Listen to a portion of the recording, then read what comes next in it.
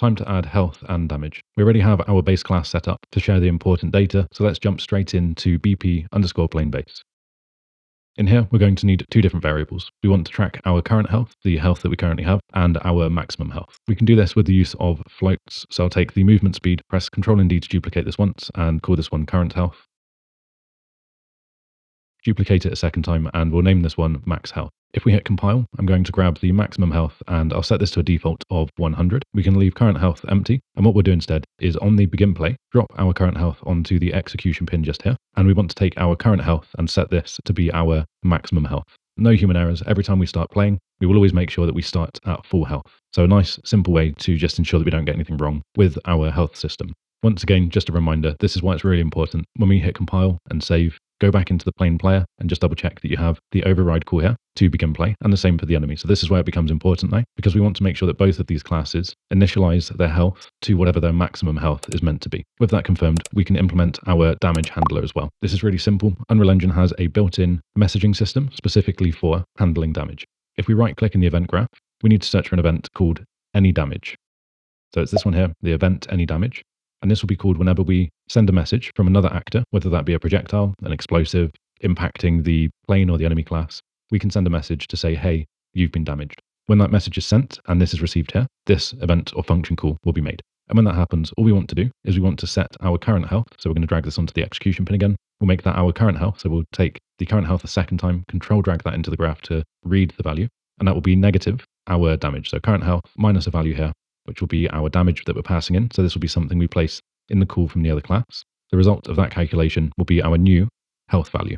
One thing which is normally recommended for this type of calculation is to avoid things from getting a little bit hacky or weird. We don't want to allow damage, or if we implemented healing as well, we don't want to allow those values to take us past our maximum or minimum threshold. So we can use something called a clamp. We'll pull from this pin here and we'll search for clamp.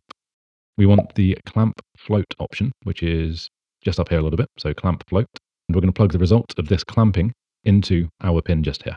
So we can see what this allows us to do. We can take our minimum value, so the minimum amount of health that we can have should be 0, and the maximum amount of health that we can have will be our max health value. So nice and simple. This just means that if we do add in something like health kits, when you pick one of those up, you cannot go past the maximum health that you started with. So it will always keep the result of that calculation within that range. Once we've confirmed the setting of the health is all done correctly, and we can't get any of this wrong, we're going to want to do our check to see if the damage we've just taken is enough to destroy us. So we'll pull from our execution pin just here. We're going to search for a branch, our true-false flow control here. And all we want to do is we're going to get our current health value again. So control drag that in.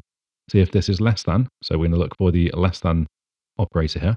And what I'll do is I'll actually check whether this is less than or equal to a certain number. Plug this into the branch just here, the Boolean, and we now have a check saying that if our current health is less than or equal to 0, then we can handle our calling of the death function or the handle death function. You might be asking why we're using less than or equal to, especially since we've just clamped this to make sure that it never goes below 0. And this is just kind of a habit of safety. If something applies more damage than the remaining health, or we get some floating point weirdness, or even if we just refactor the code again later and decide not to clamp this, I want to make sure that this check will always be relevant to ensuring that we're dead. So for example, if we do take this clamp off, if we're at 5 health and we take another 10 damage, obviously we're going to be at -5, which means that if we just checked only 0, then something which has taken more damage than they should would avoid being killed off. With that done though, from our branch here, we can take our handle death, and if this is true, we can just plug this in just here. And this is what will now start handling all of the death functionality for any of the planes that you may be tempted to make, and of course the two that we already have. Handle death already has the destroy function in it, and like I've mentioned, we're going to return here later to add things like explosions, sound effects, and all of the fun juicy things that we want to put into our game. So to actually start making use of the damage system, we already have something in place to test at least part of how this structure is going to work inside of our enemy. So if we go back into the enemy class, this bit here, which has just been doing our print string for the longest time, we can finally remove this. What we want instead is we're going to take our hit actor, so we'll control drag this into the graph, we'll pull from the other actor, and we're looking for that global message that I mentioned a little bit earlier, the apply damage. So we can see here we have apply damage.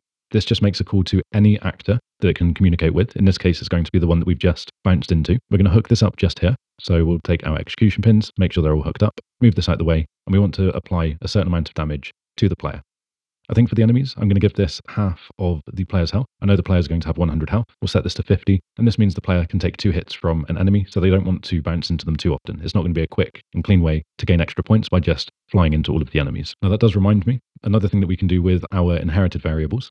is if we go and select the enemy, for example, and get the class details just here, in the right-hand side, we want to make sure that the enemy health is probably going to be different to the player's health. So we could set the enemy health to 50, and in the player, we'll just double check this should be defaulting to 100, and make sure that the player health is set to 100. So again, a nice easy way, we can set the health value just once and handle this in the parent class for both the damage taken and the health given here, because they're based on variables which will exist in all of the classes.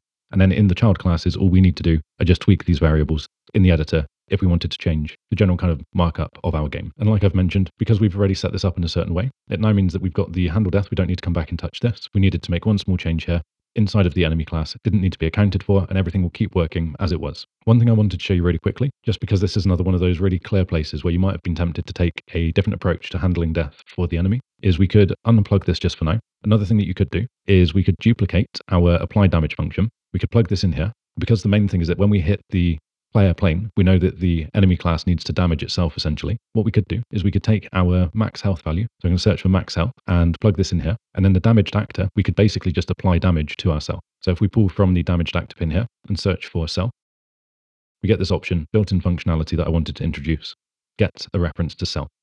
So this will basically, it's a bit of a weird one, this will basically find a reference to itself, which is found here. It will call the apply damage message on itself, which will obviously be picked up in the base class because that's where we have the event AnyDamage being fired off. And because we're passing in maximum health, and this is just a safety thing, if later I decided that in fact the enemy health at 50 was too low and I came in and changed this to 75, obviously what we don't want to do is have this hard-coded to 50, because any changes that we make on a wider base than just this one node here would be kind of forgotten and missed. So just another way, again, just trying to get you to think about how you structure your code, the use of variables, mainly just kind of future-proofing so you don't have to do more work in the future. The main thing with programmers is that we're quite lazy. The least amount of work that we have to do, the better. Avoiding coming back to our code and changing variables everywhere. If we can set something up like this, I can now change the maximum health to anything. I could lower it, I could increase it. This function will always work. Like I mentioned though, it just doesn't read very cleanly. It takes a little bit longer to work out why we've got one apply damage here, another one here, and what these different actors are. I think it makes more sense if we're just going to do a full kind of kamikaze style enemy. We can just plug these in and it makes it much clearer. So we're going to apply damage to the thing that we've just hit. And then once we've done that, we're going to apply damage to ourselves. And remember, this is already safe because we're looking down here. We're checking if the hit actor is the thing that the human player is currently controlling. And only if that's true are we going to do this. So this won't be applying damage to the walls, the projectiles, other enemies. All of that will be accounted for down here. So this is a nice, easy, safe way to structure impact damage. Something I haven't really mentioned, but also keep in mind that order of operation is really important. As soon as you think about it, if you haven't thought about it before, it becomes really obvious. It is something that people miss. If we just handled death first, so we could throw this the other way as well. If we plug this in here, unhook these, move this around. Just a very quick example, plug this back in. And this is just because I've seen this happen before. Students weren't quite sure why certain functions weren't being called when they expected them to. It can sometimes be down to the system as well. Some systems it might work, some systems it might not, depending on how quick the tick iteration and things like that will be happening. But basically, if you think about what's happening here, if we hit the player and call handle death first, this will be jumping into the parent function, calling destroy, and potentially, if this gets immediately added to the garbage collection and is cleared from memory, this class no longer exists. So that means it's not going to be stepping back out of here, back into this function, and applying damage to the player. So you might end up with a game where the player just never receives impact damage. So be careful with that type of thing. And again, it's very common for people to have already handled the death side of functionalities, and then they'll come back and they'll add the particle effects and the sound afterwards, and then not be immediately clear on why the particles and the sound effects aren't playing. It's because your class is probably being cleared out of memory and doesn't exist to have that function being called. So order of operation is also important. Flow control is another word for that. This was a really simple kind of example, but it's an easy trap to fall into if you're not paying enough attention. Even if you do understand the concept, it's a simple mistake to make. So with that, if we just hit compile and save, we can go back in and test. We'll hit play. The thing that we're looking for here is that making sure that they still destroy themselves when they hit the player. And most importantly, after 2 hits like we saw there, they're also destroying the player. So now the player and the enemy have a health system, keeping in mind that we're not implementing that health system into each class. We're doing it just once in the base class, and all of this functionality to calculate the health, check if their class is dead, and then call the function is all being handled there. As I look at this, I've just realized I've probably made a bit of a coding faux pas myself. This is actually going to cause us a bit of a problem because we are calling handle death when we've calculated that death would be appropriate, and we're calling it here. There's a good chance we're going to get 2 sets of particles playing off. We're going to get one from this function call and then one from this function call, which is happening based on health. So now that I'm looking back through my own code, what I think we should be doing is actually the way that I was trying to use as just a learning example. But if we duplicate this again, I think we will have to do it the other way. So we're going to apply damage to ourselves. So again, we'll pull from the damaged actor. We'll say self, and we'll plug this in here. This just ensures, really easy to overlook things like this. lucky that we went back and had a quick look at the code. This just ensures that damage is applied to ourselves. We're going to use that same trick I mentioned a moment ago, so max health. And again, I realize I could edit this out of the video, but since I've created this whole project with the intention to try to teach how to think about coding, I think this is a pretty good learning example of the kind of things that you can overlook and how you could easily get yourself into a little bit of a situation that you need to come back and fix later. So this will ensure that we definitely kill ourselves. We're always passing in the maximum amount of health we could possibly have. That will trigger this to be called, which ensures that our handle death is only ever called once, meaning that when we do get to the particle effects, the sound effects, we're not going to have it called once here and then also played once here. So that's the main thing we want to avoid. So I can delete that one. It doesn't read quite as well. This is where you might want to bring in a comment just to make it clear. This is for the player. This is for yourself, to make sure that we always remove ourselves from play after hitting the player. Really simple thing, really small thing, turned into a bigger topic just because it's more of a learning moment that just accidentally cropped up there. Final small thing we can do whilst we're still in the enemy class, we can remove the use of magic numbers. So at the moment we're just applying 50 damage to the player. We can promote this to a variable and we'll call this one impact damage. Just double check for any others that we might have missed. I think it was just that one. We do have these, in fact, if you wanted to create a minimum and a maximum movement speed, because the enemy has the chance of that randomization. Hit compile save, go back to the player, double check here. I don't think we've got as many variables that we've been creating recently, so that's fine in the player class and then in the base class as well. Something else that you might want to do if you're really trying to keep all of these variables tidy, as you start getting a lot more variables, it can become a little bit harder to find what they're related to. So you can give variables categories, which may help. So for example, we've got here current speed, target speed, interp speed. So these three are all related to movement, and then these two are related to rotation. So what we can do is if we select one of these in the details panel, we get this option over here for category, and we can set this to something like movement. And then we can just simply drag and drop the other movements into the movement category. We can grab the rotation, and we could maybe give this a category of rotation. Same again, just drop these in, and then we can collapse these. Makes it a little bit easier, especially when you've got a long list of variables that start cropping up in larger classes.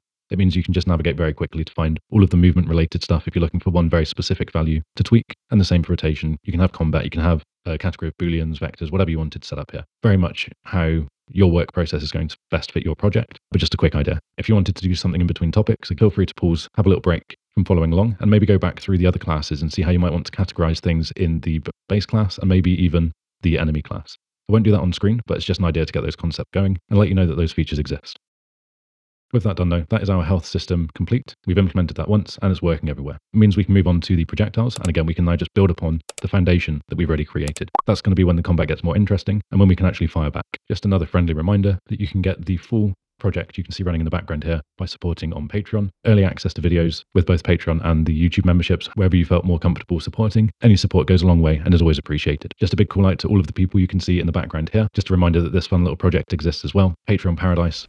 Essentially a small garden where everyone gets their own randomized avatar based on the support tier. If you wanted to see your name and own custom avatar running around in the background, then again, consider supporting on Patreon or through YouTube. I'll be scraping all of the names every month and including you into the garden. Links to download and play the games through itch.io are also going to be in the description, completely free. You can just download those. Source code and access to the project directly are just some of the many things that you'll be able to find being uploaded through Patreon.